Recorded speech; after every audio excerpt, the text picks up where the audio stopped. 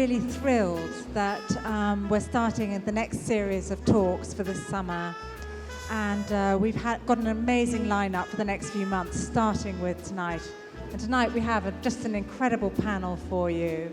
Having a strong philosophy outside of where you're cooking is how you kind of eventually reach your own identity, or what it is that you do, or food that you feel is very personal to you.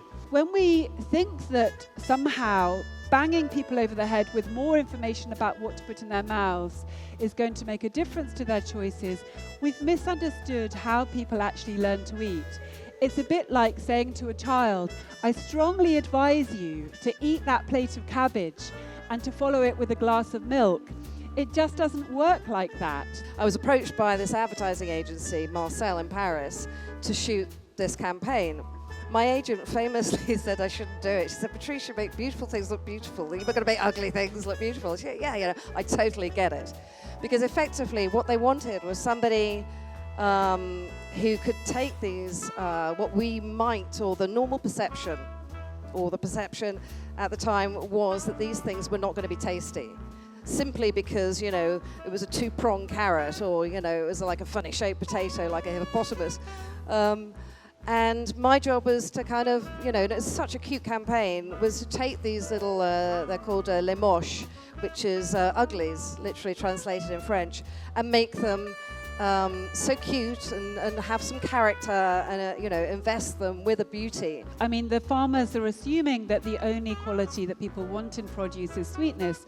And if you're trying to signal sweetness in a visual way, that means those colours, which as we know doesn't necessarily signal flavour. Sure. So it's wonderful that photographers like you are forcing people to kind of see fruit and vegetables are fresh. But I think a lot of this conditioning is really ingrained, and coming back to James's point about nurturing people through food, I think part of why so many of us are in trouble with our food choices is that as children, we're given sugar and love at the same time. So then you come to associate this flavour with nurturing, with love, with home, with that warm place. And when I started kind of dabbling in cooking when I was at university, I thought, okay, so I make pasta and stuff, but I never make Ukrainian dishes or Central Asian dishes, which are also close to heart because my grandma used to live in Uzbekistan. And I decided to make this dish called beshbarmak, which was literally, well, what you were supposed to have was an amazing chicken, just some homemade pasta sheets and some onions cooked in chicken fat.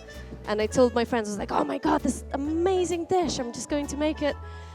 And, I was a student, I had other priorities, I didn't really understand about produce. I knew that stuff in Ukraine was amazing, but I didn't really understand how to do that in England. So I bought this chicken in, Tesco or something, and the dish came out. It was really awful. James, do you think that, particularly in the restaurant world, that people are chefs are very subject to fashion, that they have to keep changing in terms of whatever the new culinary techniques or ideas are?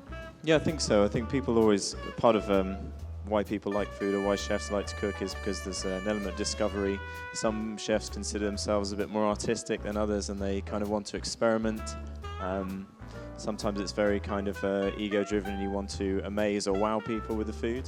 There's all sorts of different reasons, but when you're cooking in a restaurant, it's a business, and if you want to keep cooking, you have to stay in business. And so I think a lot of people do think, you have to.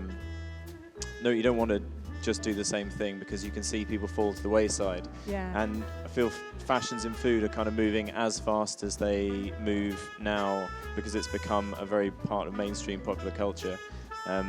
As fast as they change in music, or as fast as they change in kind of clothing. Thanks so much. Thanks, Sybil.